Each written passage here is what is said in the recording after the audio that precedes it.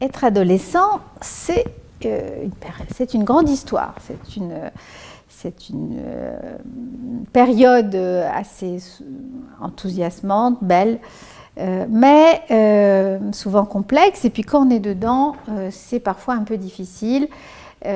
C'est souvent après qu'on a l'impression d'avoir vécu une belle période, mais lorsqu'on est dedans, on traverse parfois des moments existentiels et parfois des souffrances singulières. Donc être adolescent, c'est une grande affaire. Mais alors être parent d'adolescent, ça, c'est une grande, grande affaire.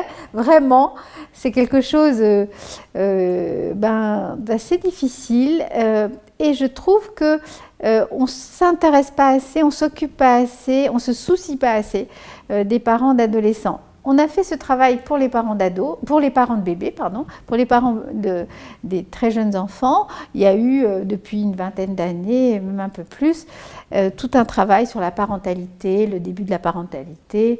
Et c'est un travail nécessaire. Et on a même imaginé un travail dans la société, un travail clinique avec les parents de bébés. On a bien fait, c'est une période importante pour la construction de la parentalité. Mais les parents d'ados, alors, c'est quelque chose de beaucoup moins, qui attire beaucoup moins notre attention. Pourtant, c'est très complexe, à la lumière d'ailleurs de la complexité pour les ados, mais on s'en soucie beaucoup moins. Et les parents d'ados, ils ont souvent, comme leurs enfants d'ailleurs, sentiment d'une brutalité, c'est brusque. J'avais un enfant qui me disait, qui se comportait avec moi gentiment, tranquillement, etc.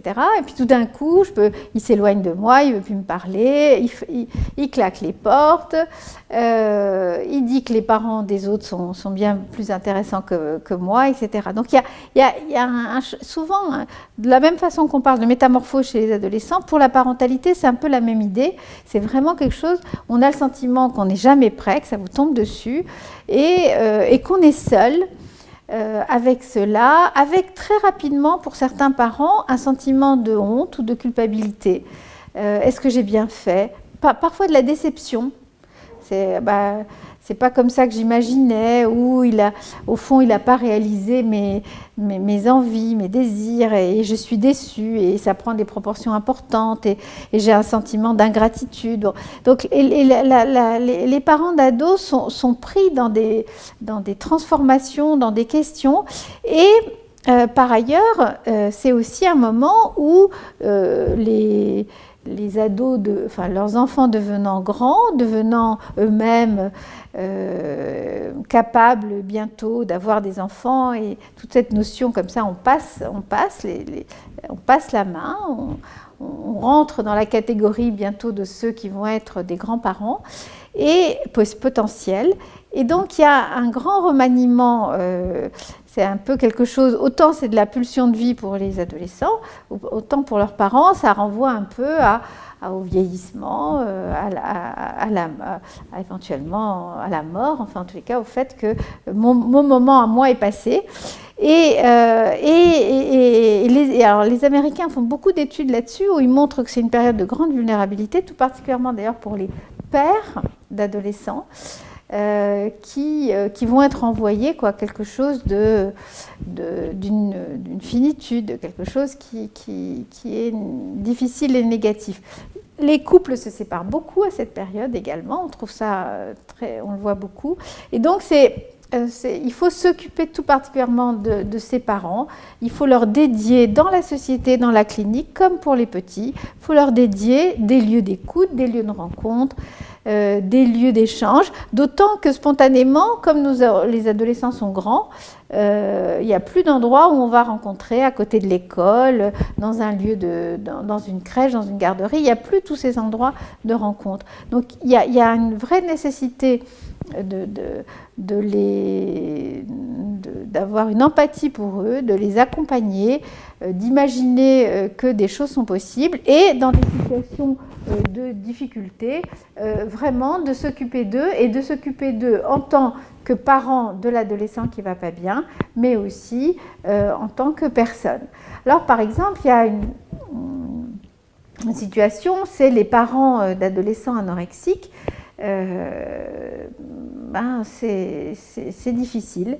Et là aussi, maintenant, dans beaucoup de programmes de soins, on donne une place singulière, particulière pour les parents, pas seulement en thérapie familiale, ça c'est très important, pour l'accompagnement des soins individuels, des soins hospitalisés, mais aussi eux-mêmes de répondre à leurs questions, de leur permettre de comprendre ce qui se passe et de trouver une position malgré la difficulté, malgré la crainte, la peur qu'on peut avoir devant une adolescente ou un garçon qui ne mange plus, qui se met en danger, qui refuse quelque chose qui est de l'ordre de la fonction parentale première, qui est le nourrir, et qui parfois d'ailleurs peut tyranniser ses parents. On connaît tous ces jeunes filles qui s'intéressent particulièrement à la cuisine et qui font la cuisine pour leurs parents, mais qui, elles, ne mangent pas. Et ça fait comme ça des positions d'inversion ou de la position des parents ou de maîtrise.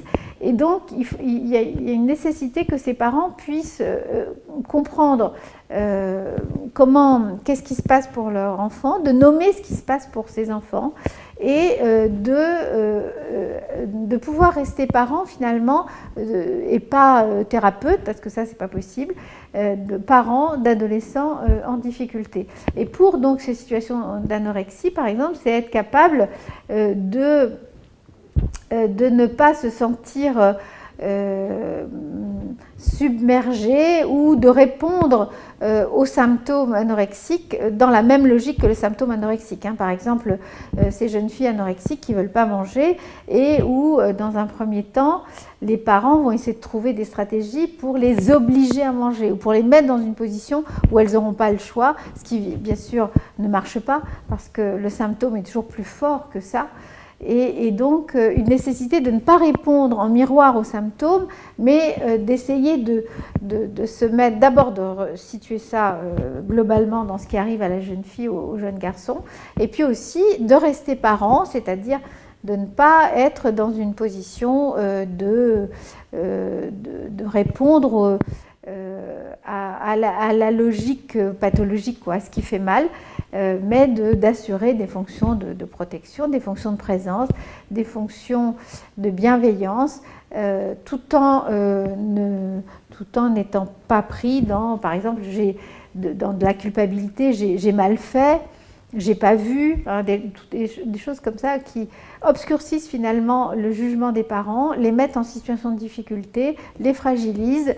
Et parfois même vont faire que les parents vont renforcer le symptôme, vont aller dans le sens du symptôme, alors qu'en fait la nécessité, le besoin, c'est de pouvoir rester parent et de ne pas être pris dans un cercle vicieux qui augmente la souffrance de tous et qui vous disqualifie en tant que parent.